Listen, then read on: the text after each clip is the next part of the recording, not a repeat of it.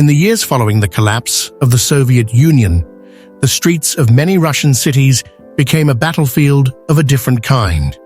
With the government weak, the economy in ruins, and law enforcement struggling to adapt to the new order, gangs flourished.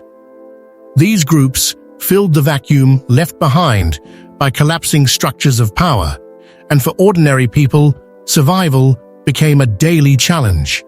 Shops were extorted for money, young men were forced into criminal activity, and entire neighborhoods lived under the shadow of fear. It was during this time that a man who had once served as an officer in the elite Spetsnaz forces returned home, hoping to find peace after years of discipline, training, and missions that had taken him to the limits of human endurance. He had seen enough bloodshed during his military years and wanted nothing more than a quiet life surrounded by ordinary routines, but the world around him refused to give him rest. His town had become infested with a violent street gang that dominated the area with ruthless confidence. They collected protection money from shopkeepers, threatened families, and attacked anyone who resisted their grip. To the local people, it seemed as if nothing could stop them. The police were either too frightened or too corrupt to intervene, and the gang acted as if they owned the streets. At first, the former officer tried to remain a bystander. He walked past the intimidation, telling himself that this was not his war. But deep inside, the instincts of a soldier do not fade so easily. He had been trained to see threats where others saw nothing, to recognize patterns in behavior, to sense danger before it struck. And one day, when he saw a group of gang members assault a young boy in broad daylight, simply for refusing to hand over his meager earnings, something inside him changed forever. The soldier in him awoke, and with it came a cold determination. He decided he would no longer watch his community suffer. He knew that fighting such an enemy directly was foolish. Unlike the battlefield, here there was no squad, no chain of command, no backup. He was alone, but being alone also gave him freedom. He could move silently, unseen, choosing his moments with care. The first thing he did was observe. For weeks he studied the gang from a distance, blending into the background as just another face in the crowd. He learned when they gathered, who led them, where they stashed their money, and how they divided their operations. He marked which shops they targeted most and which police officers looked the other way when crimes were committed. It was like preparing for a covert mission, only this time the battlefield was not a distant land, but the streets he had grown up on. With every passing day, his plan became clearer. He realized that the gang's strength came not only from their violence, but from the fear they inspired. If he could break that image, expose their weakness, and make the people believe again in resistance, the gang would lose its control. His strategy was to dismantle them piece by piece, striking with precision rather than brute force. He started by secretly warning shopkeepers to delay their payments, encouraging them not to give in so quickly. When the gang applied pressure, he provided information anonymously to trusted officers who were still loyal to justice, ensuring small but effective police raids. These raids unsettled the criminals, but they could not figure out who was behind it. At times when violence erupted in the streets, the former officer did not hesitate to intervene directly, using his training to disable gang members swiftly and disappear before they could retaliate. Stories began to spread of a mysterious figure who was standing up to the criminals, and whispers of hope filled the community. For the first time in years, people started to believe that the gang was not invincible. The criminals themselves began to feel the shift. They had always thrived on the fear The pressure on the gang grew heavier with every passing week, yet they still refused to believe that one man could be responsible for their troubles. They assumed rival groups were trying to muscle into their territory, but no other gang dared to challenge them, and this only deepened their confusion. Meanwhile, the former Spetsnaz officer remained calm and focused. He had lived through missions where a single mistake meant death, and compared to those moments of war, this street battle was less about fear and more about patience. He never rushed, never exposed himself unnecessarily. His mind worked like a chess player, always 3 steps ahead. But the gang was not entirely foolish. They had resources, weapons, and numbers. As their profits dwindled, their desperation increased. They began to strike harder at the community, hoping to re-establish their dominance through raw terror. Shops were vandalized, homes were attacked, and even young teenagers were forced into their ranks as disposable muscle. The officer understood that the stakes had risen. He could no longer remain only in the shadows. There would come a time when he had to reveal himself to show the people that resistance was not just a rumor. That moment came when the gang launched a brutal attack on a small market where families bought their food. They smashed stalls, beat vendors, and demanded tribute from those who had already paid. The officer was there, watching silently, and in that instant, his training took control. He moved swiftly through the chaos, disabling one attacker after another, with efficient strikes that left them unconscious before they even knew who they were facing. His presence was undeniable, his discipline unshakable. The vendors watched in shock as a single man stood against a mob and forced them to retreat. From that day forward, the legend of the mysterious soldier was no longer a whisper, but a living truth. The community began to unite behind him. Where once fear had ruled, now courage began to grow. People offered him information about the gang's activities, some even daring to testify against them.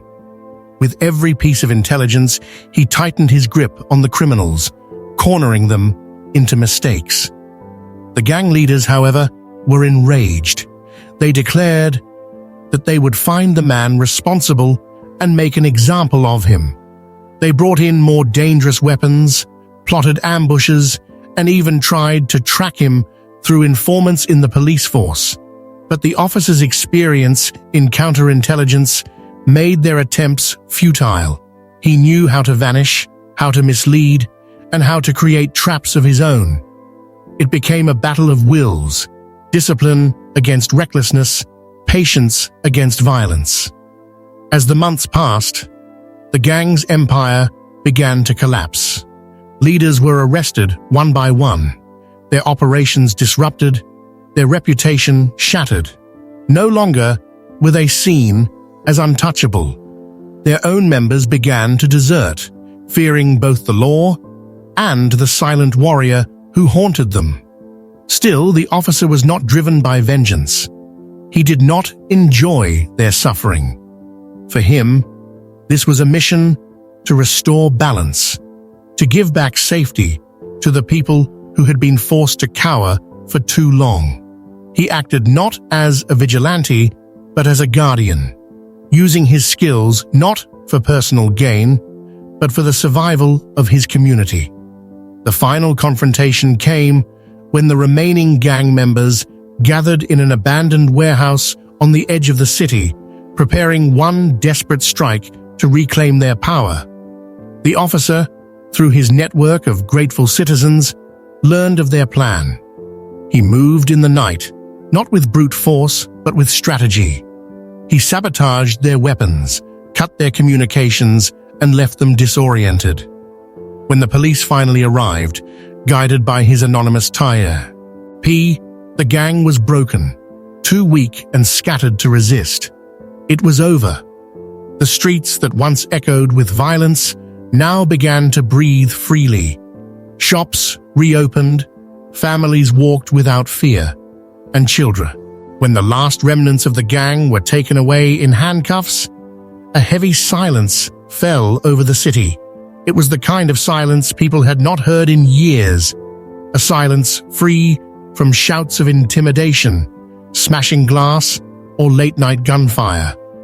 For the first time since the chaotic days of the early 90s, the streets began to breathe again. The former Spetsnaz officer stood in the shadows as the police vans drove away. He had no intention of stepping into the spotlight, no desire for medals or applause. He had fought in faraway lands where recognition never mattered, and now, in his own home, it was no different. What he wanted was something simpler, something purer. He wanted to know that the children walking to school tomorrow would not be harassed by thugs, that the shopkeepers would open their stores without fear of being shaken down, and that families could walk the streets in the evening without looking over their shoulders. He walked home through the quiet night, his footsteps echoing on the empty pavement, reflecting on the strange path life had taken him on. He had once sworn an oath to serve his country, but here he had served something greater. His community, his people, his neighbors who had been too frightened to fight back. He had given them hope, and hope was stronger than fear. In the weeks that followed, rumors and stories about him spread through the city like wildfire. Some said he was a ghost of the war. Others believed he was part of a secret government operation, and many thought he was an avenger sent by fate. Yet he remained silent, never confirming nor denying any tale. He slipped back into the life of an ordinary man, walking among those he had protected, never revealing that the savior they whispered about was the man quietly buying bread at the market or sitting alone at a cafe. For him, anonymity was his shield. He knew too well that fame was a dangerous weapon. It could corrupt, distract, or even paint a target on his back. And so he lived as if nothing had happened, while around him, the people slowly rebuilt their lives. Businesses flourished, families returned to their routines, and laughter replaced the heavy air of fear that had once hung over the neighborhoods. Yet deep down, he knew that darkness never disappeared completely. There would always be those who sought power through cruelty, those who thrived on intimidation and blood. But he also knew something else, that courage, discipline, and unity could defeat even the most ruthless enemy. He had shown his people that no gang, no matter how violent, was invincible. That was his gift to them, a lesson carved not with words, but with action. Sometimes he walked through the places where he had fought in silence, remembering the faces of the gang members he had brought down. He did not hate them. In his eyes, they were not soldiers, but lost men consumed by greed and desperation. They had chosen a path that led to destruction, and he had simply been the force that ended it. What he carried with him was not hatred, but a quiet sense of responsibility. He had once been trained to destroy, but now he had learned that the greatest power lay in protecting life. Years later, the story of the lone officer who stood against an entire gang became more than a tale of survival. It became a legend, passed from father to son, mother to daughter, a story told in hushed tones in schools, markets, and gatherings. It reminded everyone who heard it that strength is not always found in numbers, but in the will of a single man who refuses to bow down to fear. The former Spetsnaz officer never wrote his story, never gave interviews, and never sought to preserve his name in history. Yet he did not need to. His actions had already written themselves into the hearts of those who had lived through those dark days. Every safe street, every smiling child, every free shopkeeper was his legacy. In his own mind, he was not a hero, but simply a man doing what needed to be done